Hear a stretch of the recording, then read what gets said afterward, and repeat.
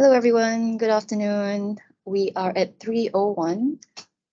So I think we're going to kick off the roundtable now. We have one more person in the lobby. But yeah, let's get to it. Good afternoon, everyone. Let me start by welcoming all of you to the Climate Governance Malaysia and CEO Action Network's first Energy Sector Roundtable in 2022. I'm really happy to see that a lot of you have taken the time to join us, and I'm especially thankful to our speakers, our moderator, for agreeing to participate and share their expertise with us on the topic of how to decarbonize industries in Malaysia. My name is Chern. I'm from Shell Malaysia. We are a member of the CEO Action Network, which is a coalition of close to 60 businesses. They represent roughly 20 priority sectors in Malaysia, and they're working to shape policies, win stakeholders, and create a favorable ecosystem for sustainable business in the country. Our co-organizer, Climate Governance Malaysia, for those of you who are not familiar with them, they are the country chapter of the Climate Governance Initiative, which is started by the World Economic Forum. My special thanks also go to Microsoft, who are our technology partners for this roundtable series. Throughout this roundtable, if you have any questions, you can enter that into the Q&A box on the side, and we will pick it up for discussion as long as time allows us. So with that, I think I'm just going to hand straight over to our moderator for today, get straight into this conversation.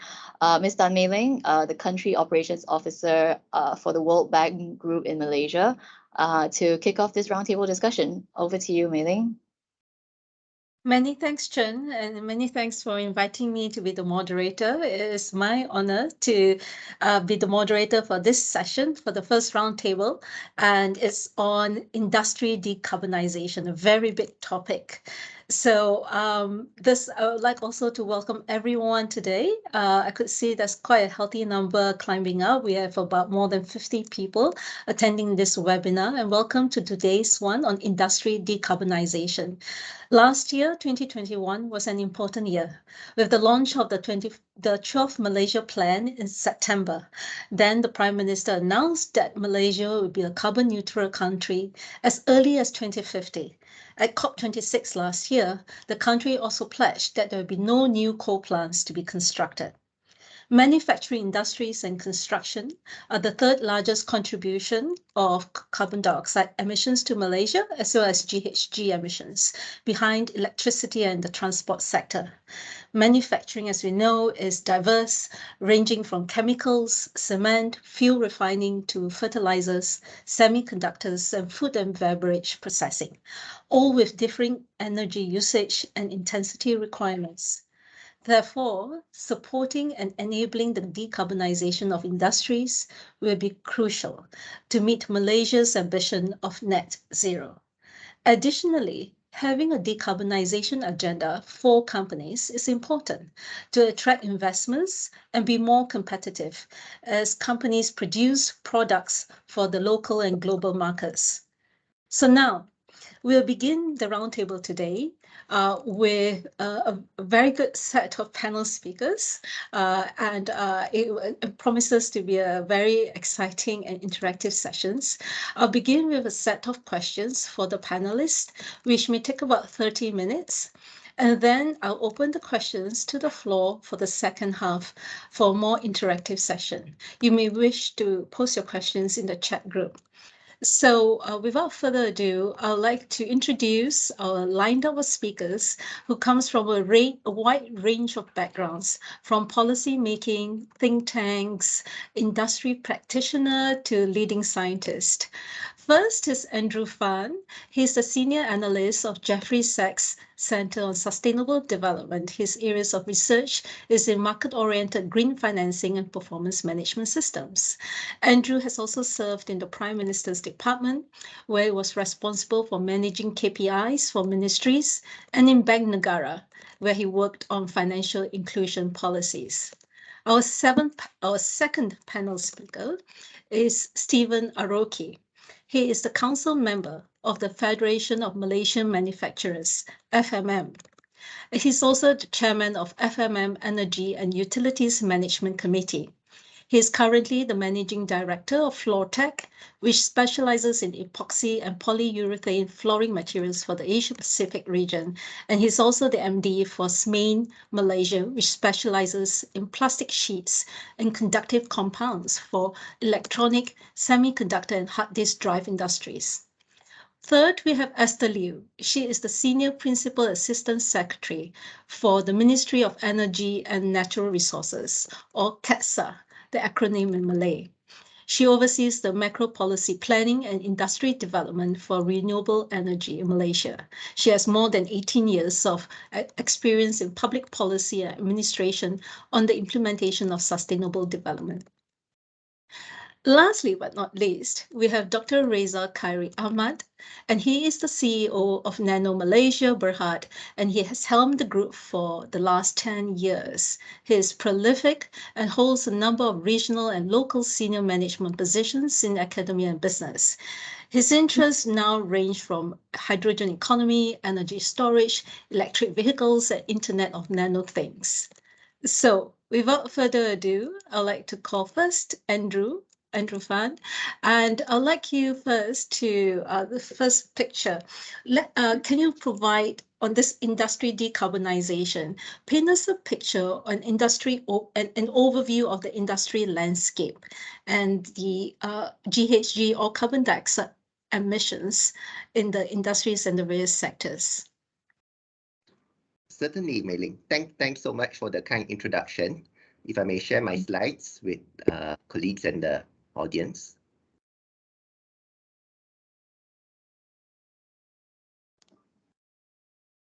So the Jeffrey Sachs Center at Sunway University is very honored to participate in this important roundtable.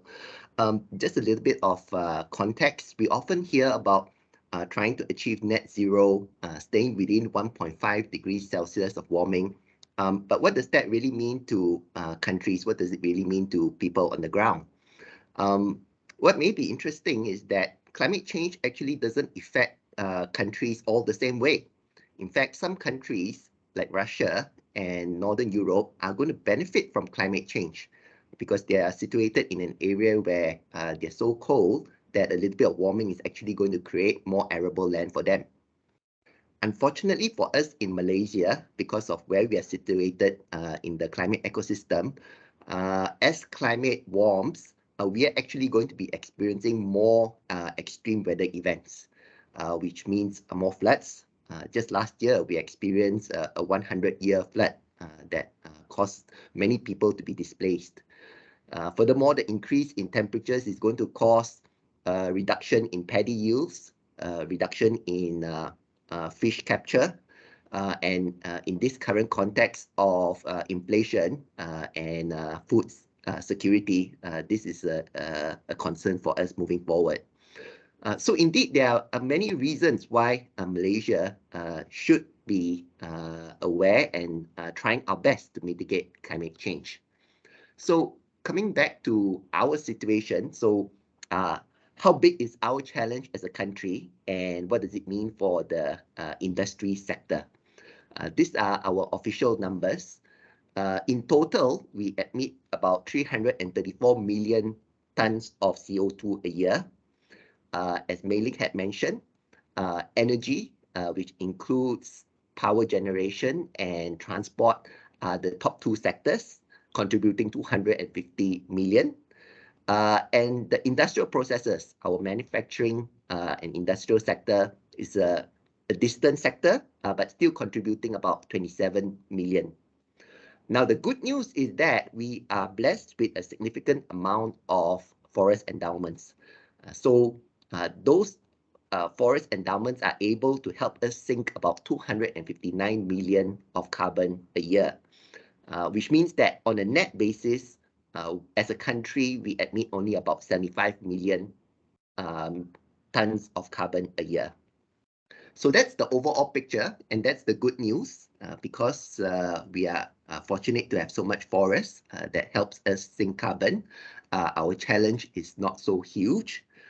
But latest data suggests that our challenge may not be as as sanguine as it is.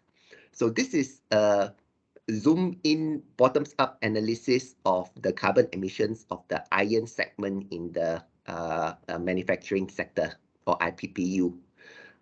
So what we did is we tried first to make sure that our bottoms-up approach of calculating the emissions by each installation of iron plants in Malaysia tallies with the official biannual report figures, to make sure that everything ties. And you can see that our amount of about 1.2 million ties with 1.3 million quite well with the official figures. And this was compiled as at 2016.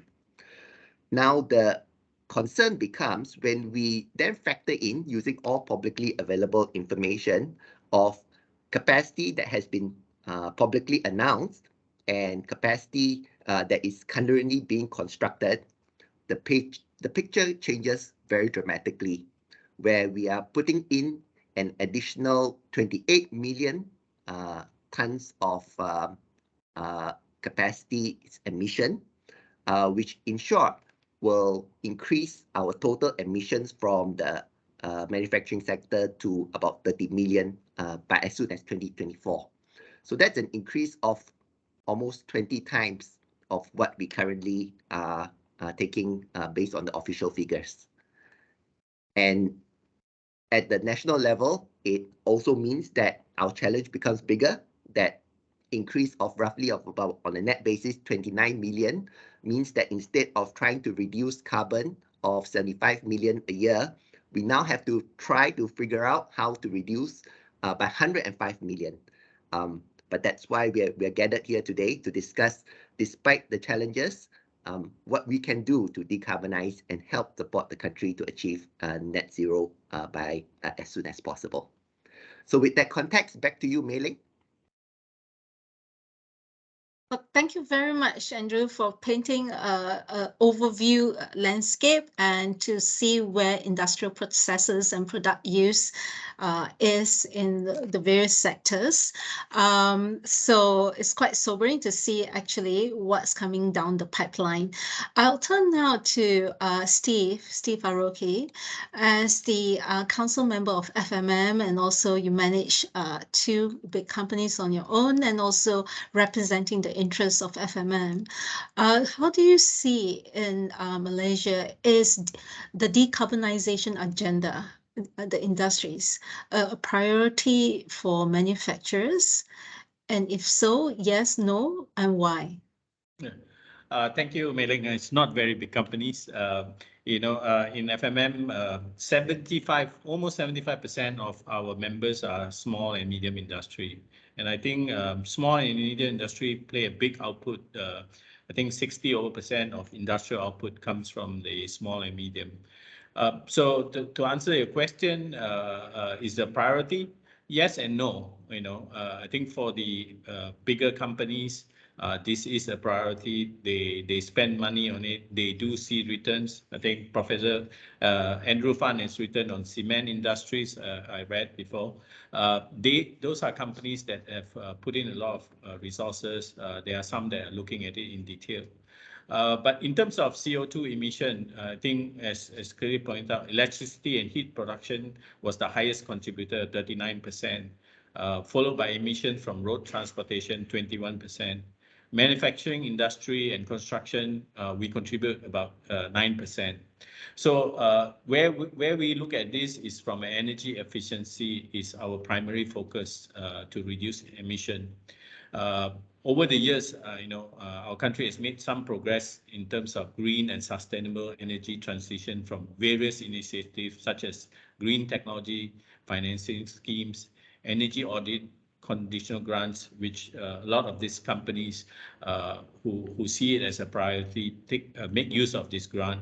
Renewable energy schemes such as feed-in tariff, net engineering metering, NEMA, and large-scale solar. So you see a lot of companies where they see a lot of incentives, they make it a priority. There is a lot of people installing solar panels on their roofs based on the very attractive schemes like the feed-in tariff. Of course, there is a lot of challenges in terms of implementation. Among others is consistency and continuity of policies on incentives. Uh, we have that issue recently, for example, when Celco license was temporarily suspended up to 6 weeks, which left everyone in the dark. I received calls and say, Stephen, can you help us? We need to talk to someone. So this is something that happened out of the blue. Fortunately, the suspension was lifted just recently. So these are kind of policy matters that happens like this, and everybody that has been investing millions into the projects, in the Celco projects, for example, were taken aback, were surprised, were shocked. So in that sense, policies need to be, there should be some consistency in the policies. The effort towards decarbonization, I think overall needs a holistic approach for all parties to understand each other and the limitations and how to address those challenges moving forward. And the programs the government wish to implement need to be sustainable, viable and flexible, adapting to changes in the technology. So to answer your question, yes, there is a priority for some, but for the small and medium industry, my answer is generally there is a small priority, or there's almost no priority on this, because they are looking at all kinds of challenges, especially in the last few years, where it has been a difficult journey for most of the industries, where they are looking at cash flow, survival, and so forth. So decarbonization has not played a role in their horizon, unlike the more multinationals or the larger companies who see financial benefits. A lot of this also has to be ROI driven by the shareholders or their investors. So in that sense, my answer is it a priority? Yes, but also no for the industries, manufacturing industries. Back to you, Mei-Ling. Well, thank you. I have a follow-up question to you, Steve. Sure. In that sense, a bit more nuanced in that sense, right? For the larger companies who are also then plugged into the global value chain, they see that financial incentive, the P&L incentive to be plugged in and tapped on the various schemes that's available. You also pointed out an issue of continuity of policies and incentives. For SMEs, right, as you mentioned, there are 75% of them. Is that, are they also plugged into the global value chain? Because even though they are SMEs, they may be as part of the supply chain. And second, are the policies and incentives cater to their needs, or what are the other barriers that you see to then encourage that why the SMEs are not adopting decarbonization as an agenda in the future?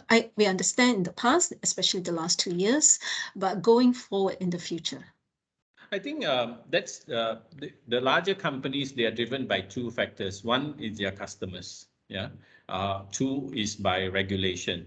If they see a regulation or their customers put a need to them and say you must have a certain emission. The third one I would add, of course, is a financial benefit for them. If they can recover their, for example, heat back into energy, then there's something that they would like to do. But a lot of this on the financial side of it, I think they look at returns. They also look at policies, government policies, incentives, for example. So it's a push and pull. So it's pushed by some of the customers, some by the internal. But when it comes to SMEs, I mean, sadly to say, there isn't much push yet. I think that will come. I mean, we can do things like public listed companies should have certain emission targets. Then that will push down to the SMEs. So currently, there's not much of a push factor to the SMEs. So I would say if the government can come up, I mean, the small things that they do, some SMEs do, for example, I said the solar panels on their roof, they see a benefit to that. So they go out and see, it's all money driven because they're all businessmen at the end of the day. So for the rest who are much smaller, maybe, then there has to be a push factor coming from, either a regulatory standpoint or their customers. There are big MNCs who who, for example, like Nestle, will push it down to their suppliers. So there has to be a push and pull mechanism for SMEs. That's very helpful, Steve. That's very helpful. Thank you. Then I'll move on to Esther. Since we talked about incentives and policies for big companies, large companies, as well as the SMEs, perhaps, Esther, can you paint us a picture of the policies, the landscape, what's ongoing, what's current, and perhaps going to be on offer? Thank you very much, Mei Ling. And first of all, I need to apologize. I think my camera is not showing, but then I think I'm audible, right? So I'll just continue without displaying my camera, but then I will share a slide, yeah?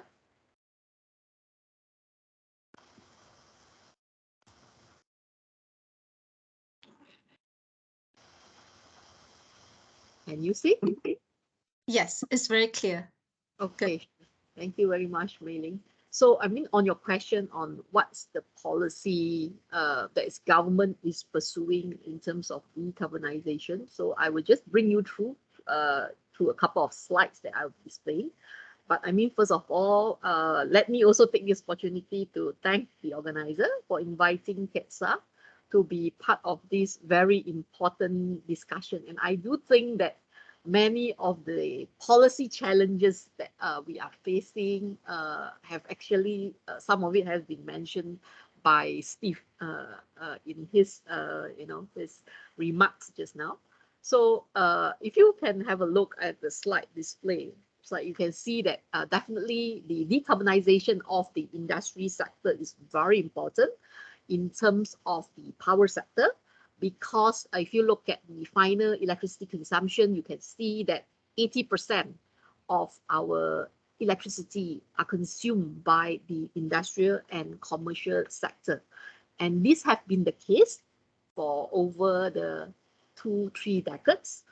And this basically shows that the socio-economic development in Malaysia is basically quite balanced, in which we have the numbers of, the percentage of residential users and number of, the consumption by industrial and commercial consumers are almost the same for over the decades. And then there is also that if you look at broader perspective, right? If you look at electricity intensity per capita, what you can see is that like many developing countries in Malaysia, you can see that our per capita consumption have been increasing in tandem with the uplift of our socio-economic status. But if you look at the electricity intensity per GDP, you can see that it has basically stabilizes and actually decreases annually. So this basically indicates that there is an improvement in efficiency.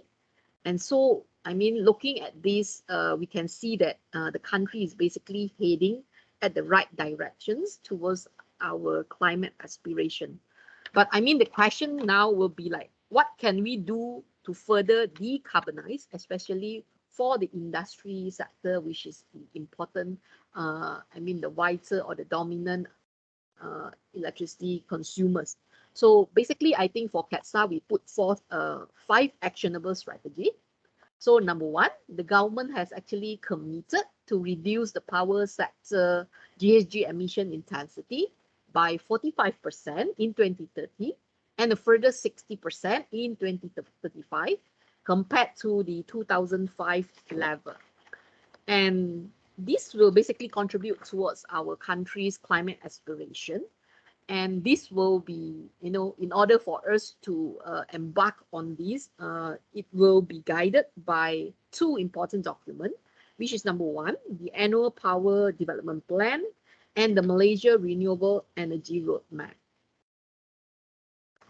And number 2, the strategy number 2 is from a macro power supply perspective, in our effort to increase the availability of renewable energy in the grid system and to as well decarbonize our electricity from the power supply grid. the government have basically envisaged to increase the capacity of renewable energy from the current 23% to a further 31% in 2025 and 40% in 2035. And all these initiatives will be contributed through the implementation of programs such as large-scale solar, feed-in tariff, or NEDA. And all these will be fully private sector driven and funded. And we are looking at this to be creating additional job opportunity to the country. So for strategy number 3, we are looking at phasing down and phasing out coal, as what Ling have mentioned in her opening remark. So with this commitment, basically it means that by 2035, more than 7,000 megawatt of coal power plant will have their PPA expired, and this all will be replaced by a generation either from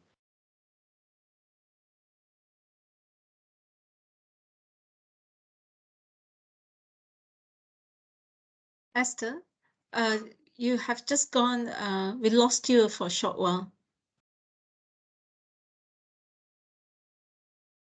Hi, Esther. Hello, Ling. Can you hear me? Yes. Now, yes. And we lost your screen. Maybe, yeah, if you don't mind, if you can share again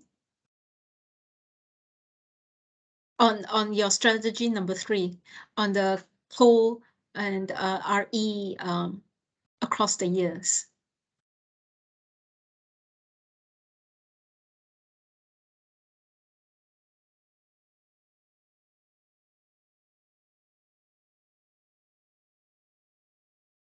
Esther?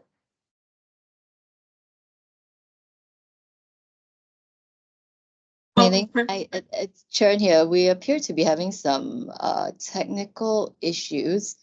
I think Esther and Dr. Rezal and Steve have all disappeared from the call. Maybe just give it a minute or two. Everyone appears to be having technical issues. It's a quite coincidence, all 3.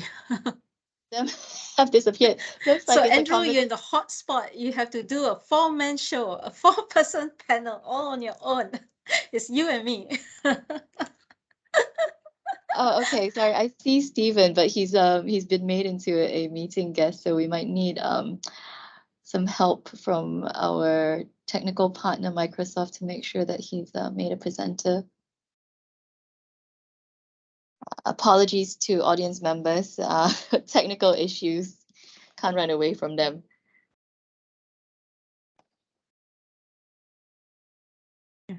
These things happens. It's Murphy's Law, right? We all were tuned in much earlier and everything was okay. Yeah. Yes. So if Microsoft can just help us to rectify that. Sure. Yeah, sure. Whilst waiting, Andrew, I do have a question for you. Yeah. Hi, Steve. Good to see you back. I'm back. Yes, I was here all the while. Oh, really? Okay. Yes, it's Murphy's Law. It wasn't just you, it was Esther and Dr. Rezal too. So yeah. So Andrew was on the hot seat. He was going to represent all 4. It was a 4-person panel. Andrew all rolled into one and me. But whilst waiting, I do have a question for Andrew. Yes, just now you paint an overview picture on the industrial processes. It was 3rd after energy, which is electricity generation. And I believe there was also agriculture in your slides earlier. So that's a slightly different cut and view.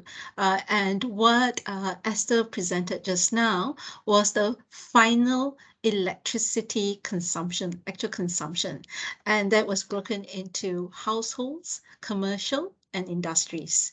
So you can see that industries was consistently over the last 3 decades was the biggest, I think it's not much of a surprise, the biggest consumer of electricity, then followed by commercial buildings, offices, hotels, shopping malls, and then of course households, right? How do you see then in terms of industries? Would you have share with us perhaps the top 3 or top 5 subsectors within industries that are the biggest consumption and as well as emitters of carbon dioxide as well and GHG gases? Yeah, thanks, Mei Ling. It's a good question. And what 2 points. First point is that after we take into consideration all these new blast furnaces that we are going to set up in Malaysia, the industry sector is no longer going to be the third most emitting. It's going to be second, probably even more than transportation. The other thing to note is that a lot of the consumption for electricity will naturally become decarbonized as our electrical generation mix changes. As Esther had pointed out, we've already committed, and you have also highlighted, we have already committed to no more coal plants. Moving forward, it's going to be renewables and lower carbon emitting gas generation plants. So over time, all this electricity, even as we consume more, from a carbon perspective, it will be cleaner and cleaner gradually. Of course, there are questions whether or not we can be even cleaner. For example, considerations of even more renewables beyond 40% that Esther had pointed out, and maybe even using nuclear as some have done very safely in the developed countries. But that's something for consideration. Today we focus on industries, but the point there is that the electricity generation itself will be cleaner over time. So that addresses a lot about the electricity issue. But for industry itself, it is going to be a little bit different because industry also has process emissions. So for example, in the iron and steel industry, when you are converting the iron ore into iron, that process is a chemical reaction that will emit carbon dioxide. And currently that is the big issue. It emits a lot of carbon dioxide, and therefore what is the thing that you can do about it? The good news is that there are actually emerging technologies that are being piloted in developed countries that can be available on a commercial basis fairly soon. One example is hybrid in Sweden, short form for hydrogen breakthrough iron making technology. And that's going to be a end-to-end process where, because at the mines, they're going to be using electric machinery to produce iron pellets. They're going to be using biofuels to dry it, and then to convert the iron ore into iron, they're going to use hydrogen to reduce the iron ore into iron. So therefore, it will actually, unlike the old process, not emit any carbon dioxide as well. So our challenge therefore becomes to be able to try to adopt those technologies as soon as they're commercially available, so that we can actually produce them here affordably in Malaysia also at scale. And that's what we need to do. Thank you so much, Andrew. That's a good sharing and very helpful. I just like to quickly go to Steve again and then to Rezal, Dr. Rezal. Steve, can you then share with us quickly? You mentioned, I think, decarbonization or reduction of GHG emissions on the broadest, and then carbon dioxide is one of them. It's really decarbonizing industry if we're going to net zero. It's energy reduction, right? And then only an energy efficiency. And then we look into those process and technology innovations, which may cost some money, some skills, some retrofitting to the plants, etc. So in terms of then what are the barriers or challenges that you see, or what are the efforts that's being done on energy reduction, energy efficiency, and process and technology innovations? And then the next set of questions will go to Rezal.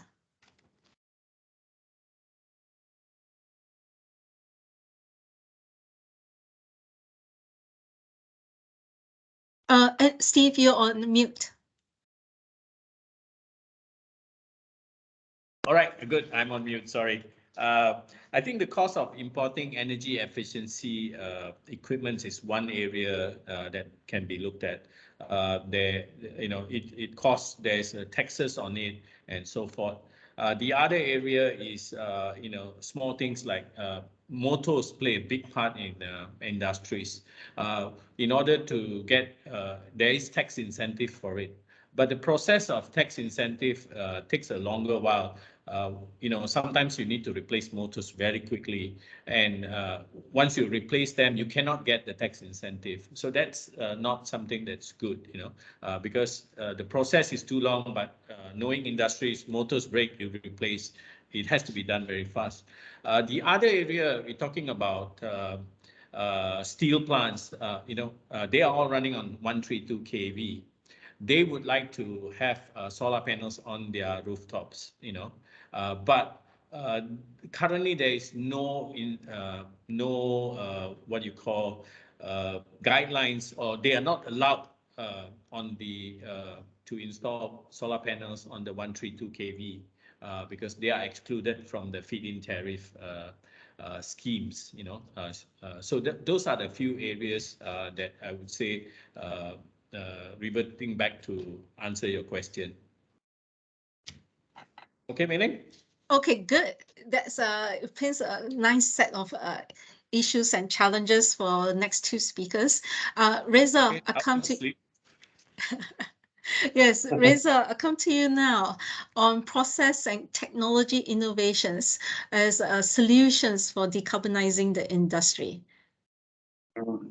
Thank you, Ling. I think Murphy's laws work against me. I was disconnected quite a number of times. So finally, I'm using my mobile phone. So technology to the rescue.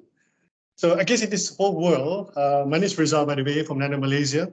To set some context to what we do, from the nanotech perspective, last year we've launched a national nanotechnology policy, which pre-identified energy environment as one of the four so-called strategic sectors. So there's a lot of power play that nanotech can express itself in the realm of this energy environment. And I think this would be very critical for us to understand that potential. But fast forward to this day, over the past 18 months, we have been reinventing ourselves to be a lot more sectoral and consumer-centric rather than tech-centric. Because at the end of the day, when you buy computers, people forget that it is Intel inside. People look at Dell, HP, MacBook, blah, blah, blah. They forgot that the brains behind it is actually technology, but they're so fixated on the end user experience. People look at, I want my iPhone, I want my Samsung, I want my Oppo, so on and so forth. So likewise, in this particular space, when you talk about decarbonization, we took it from a different angle. We swing it 180 degrees for the past 18 months. So when we look at decarbonization into tech and solution, what can we do to ensure that Malaysia will retain or will acquire technology sovereignty, not security, but sovereignty? We must look into ourselves becoming producer of technology so that we can have a high level of ownership which sector for us to decarbonize. I'll give for example, when you think about decarbonization, you think about renewable energy. So number one, solar. People talk about, now the buzzword is EV, electric vehicles, right? It's taking the world by storm. ASEAN and Asia in general, and Malaysia, we are not off that bandwagon. We have jumped onto that bandwagon. And to support these, we look into other opportunities such as wind, geothermal, to further decarbonize this. These are all great, but it is a long-term process for us to get there. So before we go down that path, we need to understand, for us to decarbonize, we need to look into the supply chain that allows us to wait into this trajectory for us to decarbonize ourselves. So number one, when you talk about solar, there's always that carbon intensity relating to building the solar panel. So you must look into technological improvement to ensure that the conversion of the supply chain, the production of silicon, the putting together those silicon, panel, cell, and the whole system, all of them has a certain carbon intensity footprint. So on average, it's about 50 grams of CO2 equivalent per kilowatt hour. So that is something that we have to understand. We're talking about solar, wind power is the same thing, roughly about 30 grams of CO2 equivalent per kilowatt hour. So once you put that into context here, to build those so-called renewable solution, there is a carbon footprint. We call it the black start. So the black start is unavoidable. You cannot throw it away. It is there, and you must recognize the fact that black start is essential. So we extend over hydroelectricity. You think, oh, hydro dam is great. Moving forward, you're removing us or reducing the dependency on coal. Great.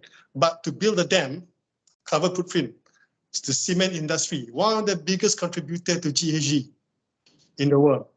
Then once you have built the so-called hydroelectricity dam, you have to look into the reservoir. The reservoir is also another potential emitter of GHG because of the plant algae, the biomass, the decomposition of those stuff. It releases CO2 and CH4 to the environment. So operating hydroelectricity also has carbon footprint. So what are the technological solutions to address that? Now we jump into hydrogen, another sexy topic these days. You see Australia, Europe, the US, they're all putting in money in initiating their green hydrogen, because we know for a fact hydrogen is the most abundant materials or elements in the whole universe. However, to extract hydrogen from natural resources takes a lot of energy.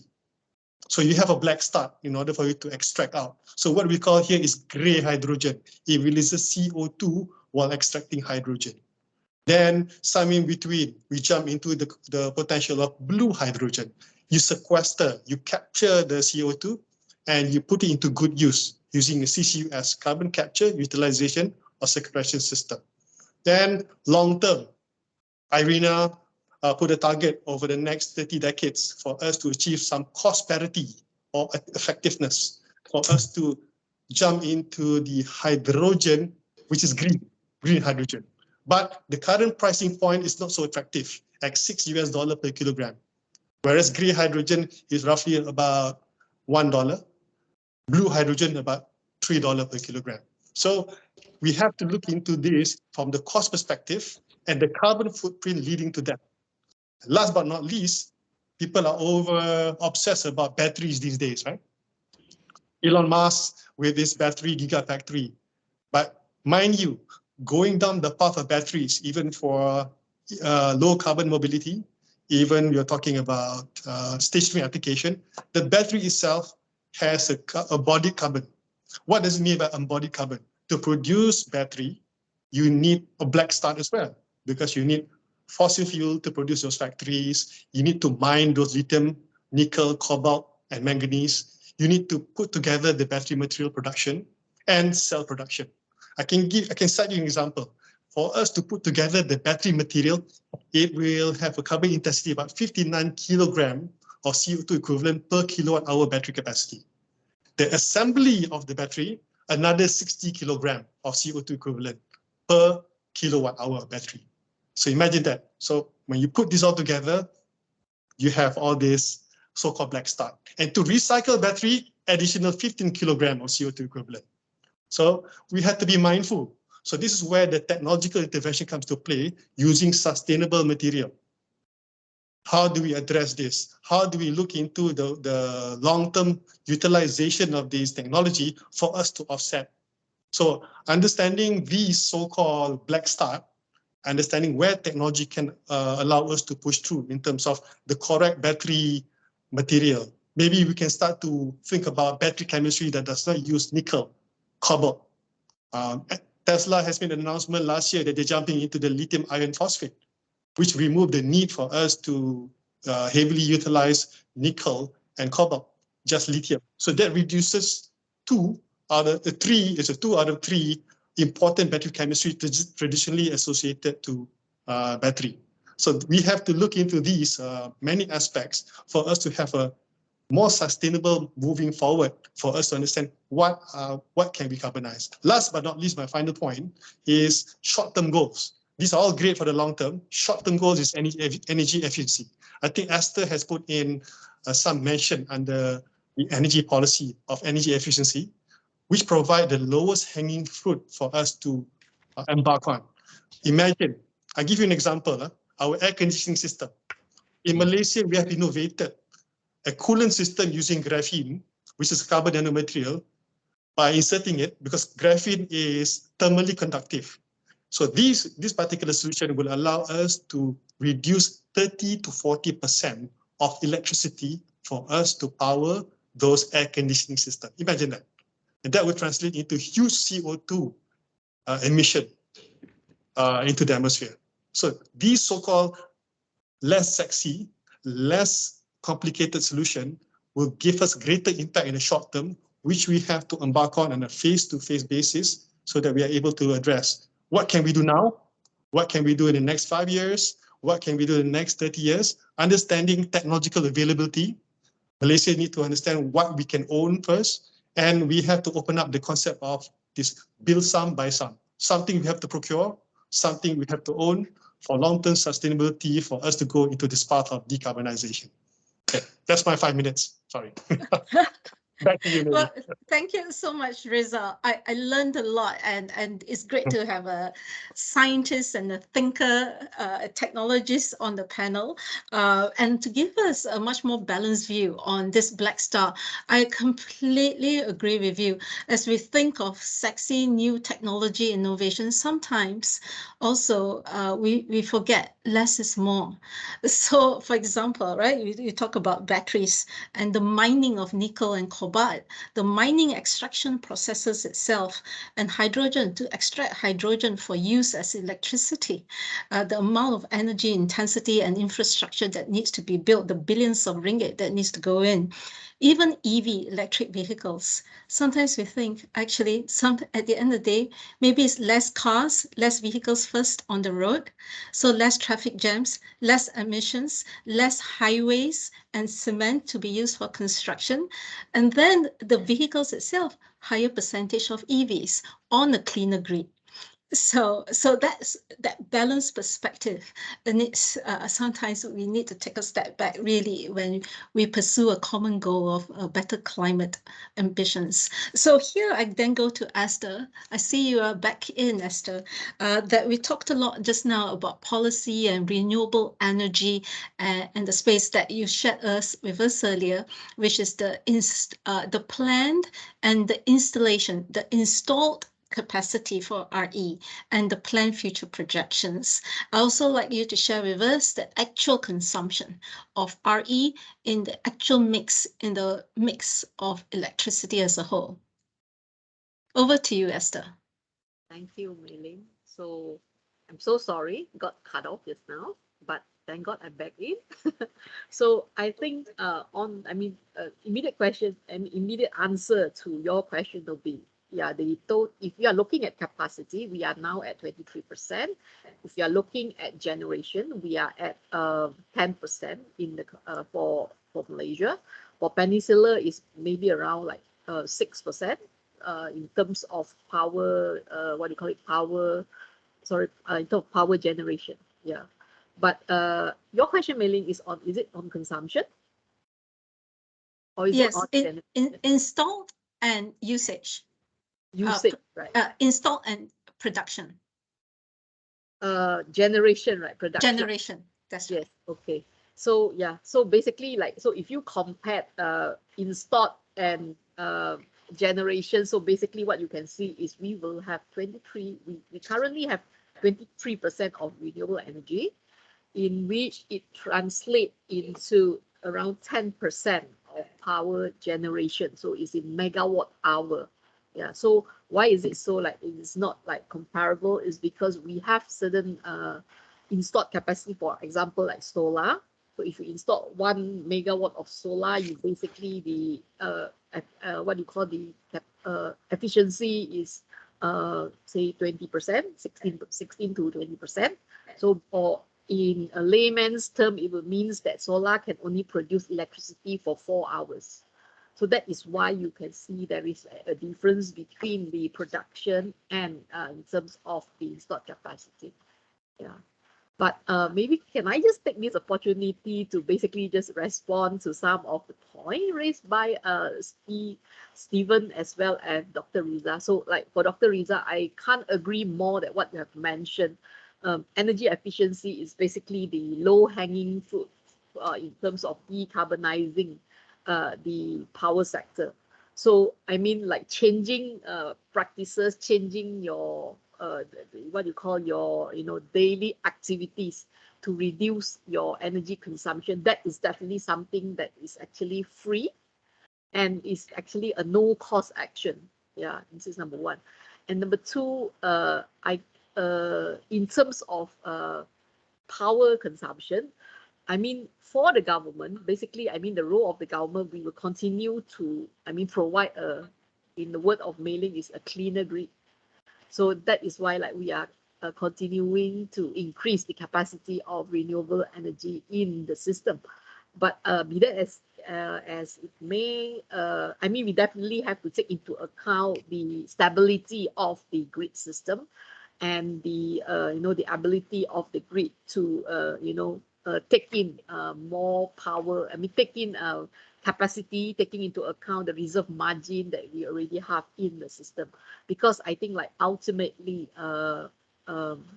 what the I mean, as the policymaker, what the government envisage is, we do not want a transition that actually leave a certain group of people worse off, or certain marginal group that, I mean, people that is being marginalized. So there is that is why, like, when the government is looking at the energy planning or energy policy, we are looking at a balanced approach so that no one is worse off. Yeah. So in terms, maybe just a quick response to the question by Stephen on the installation of what do you call it, solar, rooftop solar for a connection that is on 132 kV. I think maybe we can take it offline with you. I mean, there is avenue for these people to take on solar power. I mean, they can't do self-consumption, but there are other programs that they can sign on. Yeah, so maybe we can take that offline. Yeah. Thank you. That's great. It's a good interactive session. I will definitely like now to open to the floor. I see quite a number of questions that has come in. I'd like then to have some questions that has been posed earlier. So this one is coming first from Encik Faisal bin Nur Azman, and it's to Stephen. What is FMM's view on the implementation of eco-industrial park? And then I'll go to the second question, which is to Andrew. For the iron sector, you have shared figures for the iron sector. Do you have figures for the other sectors for the same time period? First, to you, Stephen. We should have let Andrew go. He has all the figures in his mind. Okay, not sure how you define eco-industrial park, but I think overall, there are industrial park. I give you two examples. One is Gebeng and one is Pengarang, where the industry park, they have in Pengarang they generate their own power.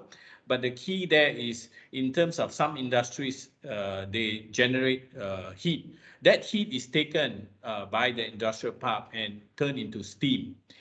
Same with Pengarang. They have this kind of industrial park where you can share your waste into energy. They even have where they untreated water. We're not talking a lot about water, but sometimes industry don't need treated water. They need just water. You're wasting good water for things like this. So we are in general for this eco-industrial park. It's all organized, and the cost of doing business in these parks are actually reduced because you generate heat. You can sell that or transfer that. So short answer is yes. I have a follow-on question. Eco-industrial parks sounds like a new parks. How about existing industrial parks? I think it's difficult to convert existing industrial parks. This is where town planning is very important. You need to plan for this kind of parks. So in the case of Pengarang, it was done, by Petronas, so very good. In the case of Gebeng, it was done long time ago.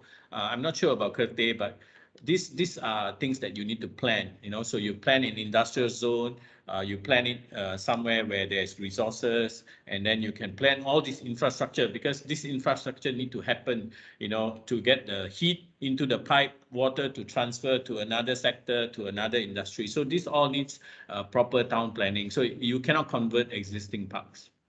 That's my view. Well, thank you, Stephen. Okay, your next question, Andrew. Thanks, Mei Ling.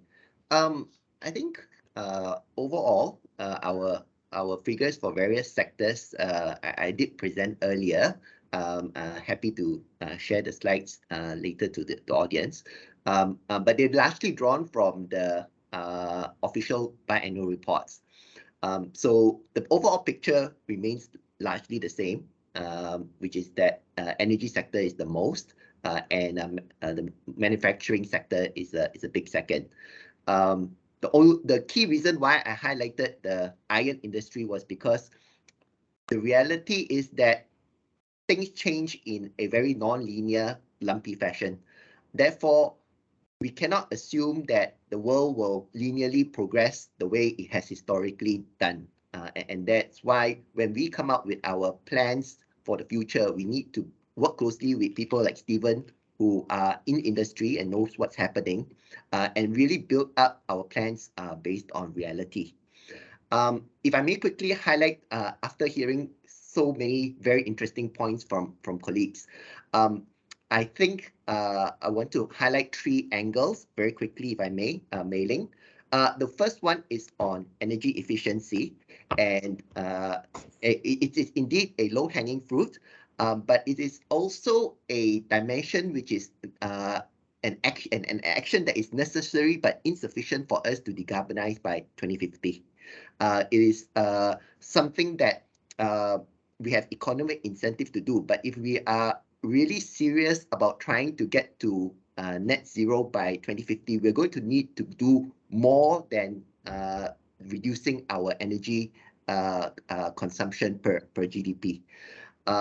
Second point is that we need to think of things in a time frame by time frame basis, because 2050 is really not that far away. We're already in 2022, so we're only looking at 28 years away. So there are some things like what Dr. Rezal say, we should own the technology, and there are some things we should buy the technology, but we have to be very clear and very strategic about it, and fairly quickly. We need to know what they are, which we need to buy, and what we want to own, because it's for our strategic benefit. So I mentioned just now hybrid as one technology for iron that is near zero carbon emission. There's another one like for the cement industry. That's another very hard to abate carbon industry. And the European Union has been working very hard to come out with carbon capture technology that can be close to 95% of reducing the carbon emissions from its process. And having worked on it for some 8 years now, they're still only at 20% of carbon emissions that they're extracting from the process. So they themselves, having worked so hard, are quite some far away from their 95% stated target. Yeah, so I just want to highlight that we only have 28 years to go.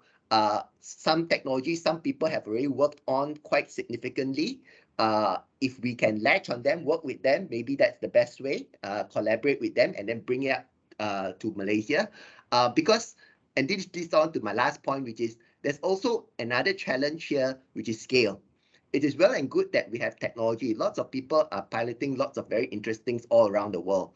But to be able to scale it within that 28 years that we have, it's not going to be so easy. A huge amount of coordination, of planning, of implementation, of financing is going to be required. And I look forward to our country's long-term low emissions development strategy, which is going to be announced later this year, because it will be integrating many of the things that we're talking about, energy efficiencies, the technologies, when we can commercialize them. And I think, and I hope that our conversations today can help feed into developing this integrated strategy for our country. Thank you, Andrew. Thank you very much. I'd like to have the next question to Dr. Rezal and the fourth one to Esther. Rezal, you have a question from Said Muhammad on your thoughts of having hydrogen as a form of energy storage and utilizing RE to convert water into hydrogen, and thoughts on photocatalytic fuel cells. Are they feasible in the long term? And Esther, you have many questions on EE. We all feel around the room, I think, when I see the questions, EE is definitely a low-hanging fruit, as well as for short and medium term. So I leave that questions with you, Esther. So Rezal, over to you.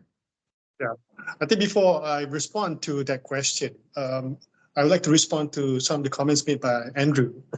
I think some of those technology that we need to look into. I think one thing about having this way forward for technology acquisition, development, what to own, what to build, what to buy, right? I think we have to also look into this disruptive mindset. I think we are still hung up on the traditional approach of the traditional way of energy infrastructure. I think the way forward under the fifth industrial revolution, I would like to jump straight to the 5R. 4R, I think it is already so yesterday. So the fifth industrial revolution is all about mass customization, more of immersion of human with technology. So when you put that philosophy into the energy infrastructure, of course, cost is a huge issue. Being an engineer myself, you have to balance cost, economic and technological viability.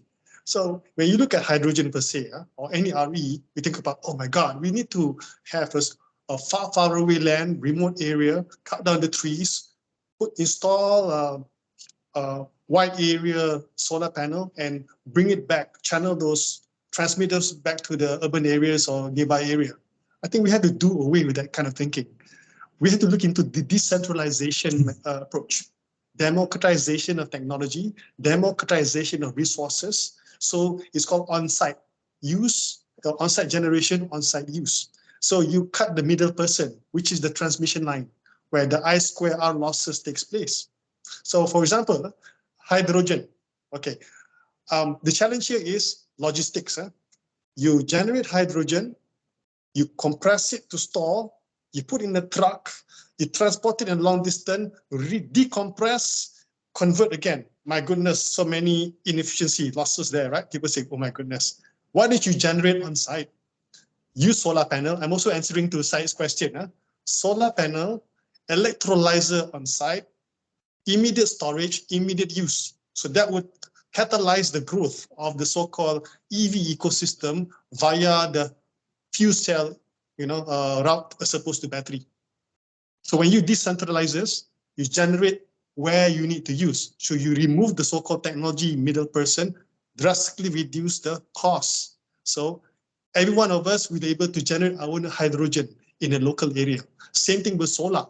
The current solar technology is outdated. It's not suitable for Malaysian climate because it uses silicon PV. I'm sorry, those who are hung up on the current version of solar panel, silicon PV will only work when the sun is up, right? Hence why the generation only takes place between 11 a.m. to 2 p.m.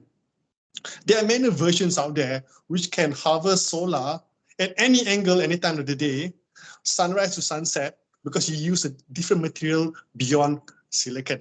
We have that technology in Malaysia. We're trying to mainstream it. We have pre-installed this in buildings, vertically oriented. It can replace your windows. So you generate where it is needed. Truly building integrated, generate, store access, use immediately. So you literally, if the Petronas Twin Tower were to be retrofitted with this technology, it can generate 5 megawatt worth of power.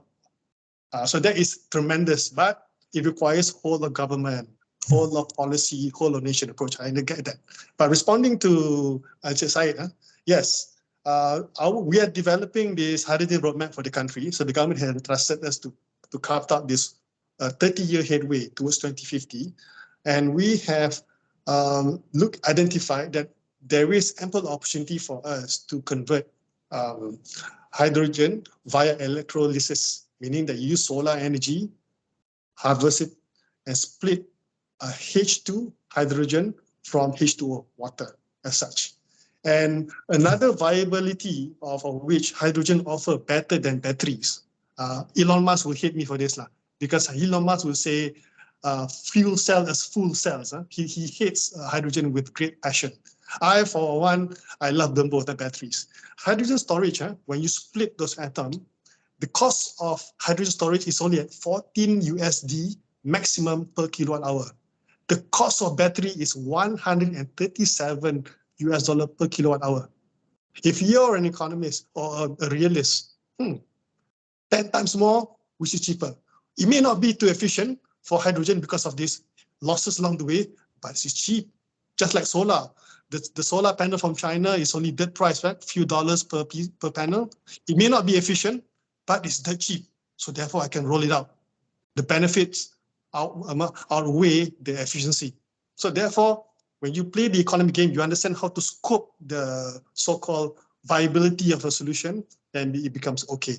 Last question on my side is on the catalytical. Yes, we have embarked on a local project for us to produce hydrogen purely based on a catalytical process by reacting with sun, photocatalytical process. There's no input energy from the grid. You just allow for the sun to work using a certain proprietary metal. It will generate and split hydrogen on the spot as such. So these are the things that we can develop in Malaysia. But mind you, to scale up is going to be expensive, but we have to think it differently. Scale up to a certain extent with a certain capital that we can afford, then you multiply it using the many of small, as opposed to going big. Many of small, everyone will have equity in terms of the deployment of the technology. So we can take on a different path towards proliferation of renewable energy. Forget about the traditional mindset towards huge capex. Small capex, but multiple intervention. This could be the way of the future. That would be my 2 cents. Thank you. That's great, Rezal. It's music, small capex, high productivity in electric generation, and as well as EE, and that's the way forward in the future. Low capex and democratization. In that, I would like to ask Esther to come in on CATSA's renewable policies or overall energy policies and mix, and perhaps you can share verbally your 4th and 5th approach that in the slides that you wanted to share, but to share with the rest of the audience here. Yeah, okay. Thank you, Ling. So I think maybe I will just bring it through verbally. Basically, strategy number 4 is what you all have been talking all along. It's about promoting and enhancing energy efficiency. So this is something that the ministry reckons, and I think everyone reckons, that is a low-hanging fruit, is a no-cost solution, and definitely government have many programs that is looking into this, especially for the industry. Like we have program in the light of energy audit conditional grant, and we have like funds for energy performance contracting funds in which industry can apply and participate. Yeah, and then on strategy 5, basically I'm sharing about the strategy on having targeted program by the government so that industry can further decarbonize their electricity consumption through a program like net energy metering, like I think many of you have mentioned. And we also have program to allow consumer or industrial user to decarbonize your scope 2 emission through the green electricity tariff, in which basically you can buy what you call it renewable energy directly from the grid. Yeah. So if I look Mei-Ling, if I look at the chat, I think there is only like one question about EE, right, which is on the Energy Efficiency and Conservation Act, right? So I think I have basically just put in punch in the answer, which is I think we are actually at the, I dare not say the last mile, but maybe last few miles. And we hope that this can be presented very soon to the Parliament. So hopefully, I'm not sure, maybe, please not, I think I shall stop here, not giving a timeline because we are not sure that how things will progress, you know, if we take further on. Thank you.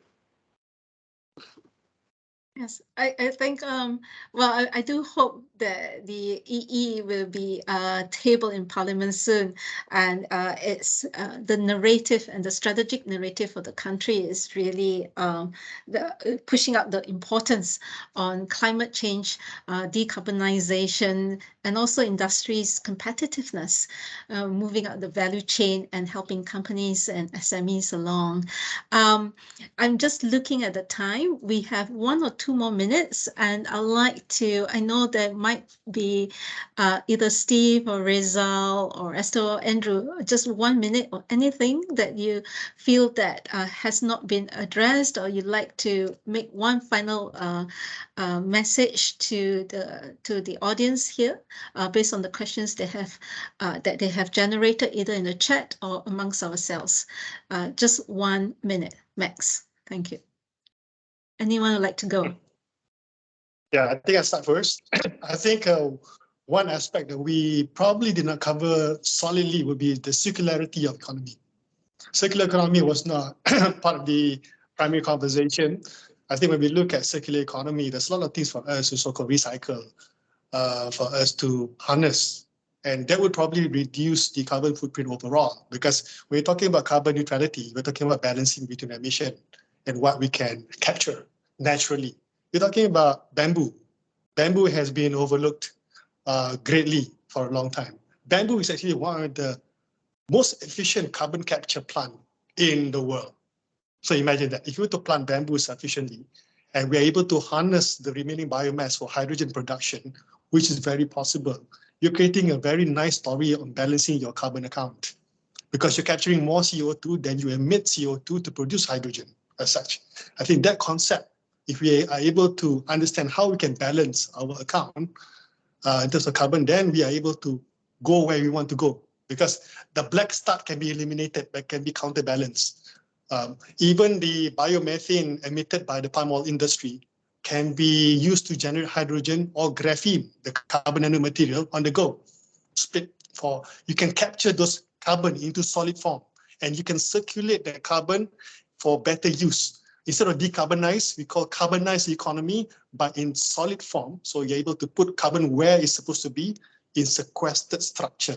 It can go into concrete, advanced material, composite, many, many other things. I think that were probably my last salvo, so to speak. Thank you. Thank you, Mei Ling, for that opportunity.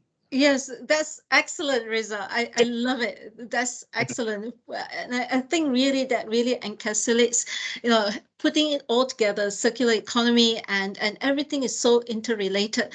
And if thinking out the box, and to have a scientist and engineer to think about solutions, to have policymakers and industry practitioners in the same room thinking about it, and think tanks, that's key. And everyone working with the same ambition target in mind. That's good. And just looking at the time, I would like to hand over this to Chern, the organizer here, for any final words from her.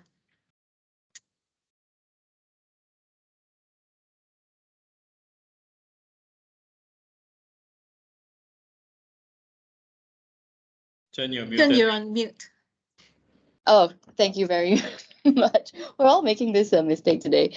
But yes, thank you so much, Mei Ling, for expertly navigating us through that layered conversation, I'd say. Thank you so much, Esther, Andrew, Stephen, Dr. Rezal, for making the time for that. I mean, I'm certainly going to be Googling bamboo carbon after this. I hope everyone, all the audience members, found that interesting, enlightening. If you're interested in continuing to follow these kind of conversations, please do register for the CEO Action Network and Climate Governance Malaysia's series of roundtables. There are waste roundtables coming up, and there are more energy sector roundtables coming up.